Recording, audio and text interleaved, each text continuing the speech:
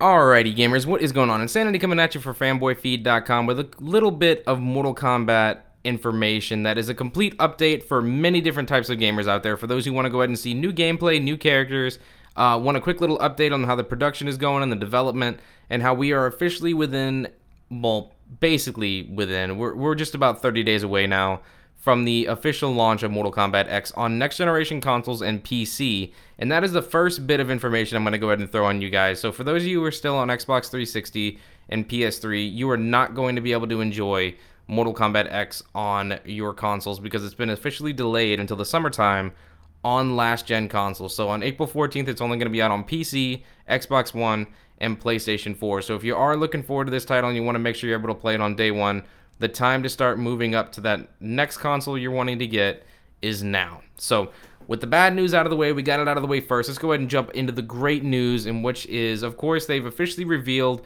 Johnny Cage, Sonya Blade, the Cassie family. You can wind up seeing that trailer over on fanboyfeed.com in an earlier post, but more importantly is we get to see Johnny Cage in all of his variations in actual gameplay, which was the entire purpose of the entire stream, which is a little bit of a letdown because for those of you who are actually looking forward to seeing a fatality or an X-ray move or what Johnny Cage had to offer, they didn't showcase any of that. They're still trying to be really vague. There's 11 slots that still haven't been revealed on the character selection screen, one of them being Goro, which would be the 12th slot that's hidden. But more importantly, why is it that we only have basically 4 weeks left, in which case you have one stream a week for the combat cast? How are you going to go ahead and showcase that many different characters in such a short amount of time? Or are they going to show them all? Will one of them be the end boss to the story mode? We still don't really know exactly who the final and big enemy of the story is. Is it Quan Chi? Is it Shinnok? Is it somebody else? Is it Raiden turning bad? Is it Fujin? I mean, who could it possibly be? But more importantly, let's head back to what is going on into the stream and more information. That would be, they started the stream out straight at the beginning, showcasing a Jason mask that was placed right in the middle of the camera, saying, yes, the combat pass will be available on day one, and the first character or part of that will be Jason from Friday the 13th, which is why this stream happened on Friday the 13th, besides being Fatality Friday.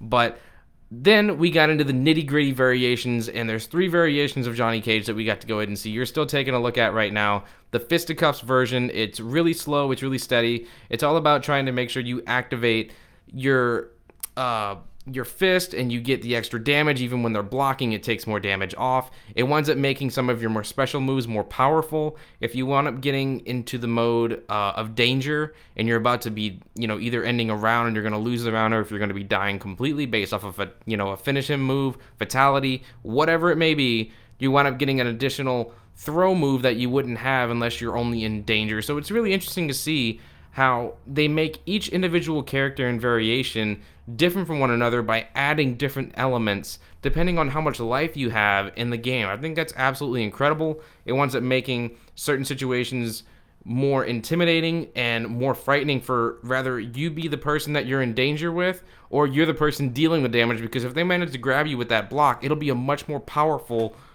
throw where it's going to take more damage off of you, and it could possibly kill you depending on how much life you had. Now, my favorite variation would have to definitely be the stunt double. And the reason for that is because it's going to give the character and the player an opportunity to do some insanely long juggling combos that you wouldn't be able to do without having this particular setup. Because basically what happens is when you activate the stunt double variation, you're going to have 2 shadows, and they light up yellow and they float around the character.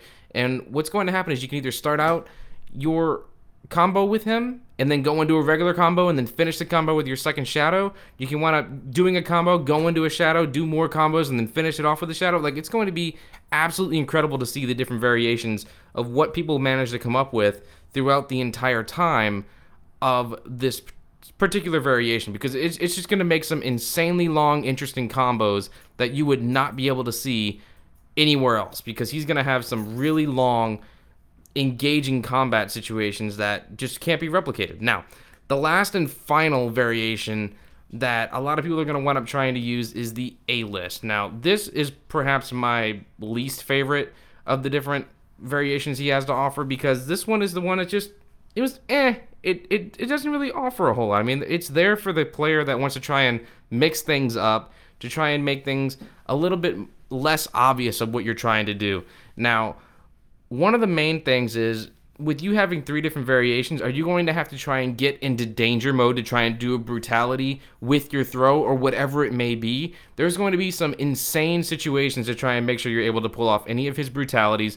His fatality wasn't shown, so we don't know how you have to set that up, if it's long range, if it's short range. Now, during the during the Cage family trailer, it does showcase him like ripping a torso apart and his face is sticking out of it, and he winds up saying, "Here's Johnny," and it cuts out and it says the Mortal Kombat X trailer. So who really knows what is going to be showcased throughout the entire time with Johnny Cage, and of course how he's going to react with Sonya Blade, if she's a playable character. We're not 100% certain on that yet. And how he's going to be reacting with Cassie Cage. The verbal interactions between all these different characters is going to be so interesting, because there's apparently hundreds and hundreds and hundreds of words that have been developed to try and make sure that the interactions can have 4 to 5 different possibilities, even with characters you wouldn't even recommend. It could be a joke with Johnny Cage. It could be a serious moment between Cassie Cage and Johnny. I mean, who really knows what you're going to get until the game finally comes out? Anyways, guys, we are totally pumped for Mortal Kombat X. We cannot wait for April 14th to roll around and give you a full review of all the different fighting styles, the modes, the online, the way you unlock stuff, the extras, whatever it is they have to offer, and of course, the intense and engaging story mode, which is apparently going to be about the same length of Mortal Kombat 9 story mode. I'm Insanity. Be sure to go ahead and like, comment, subscribe. Head on over to fanboyfeed.com. And as always, stay locked right here for the latest and greatest gaming news. I'm out.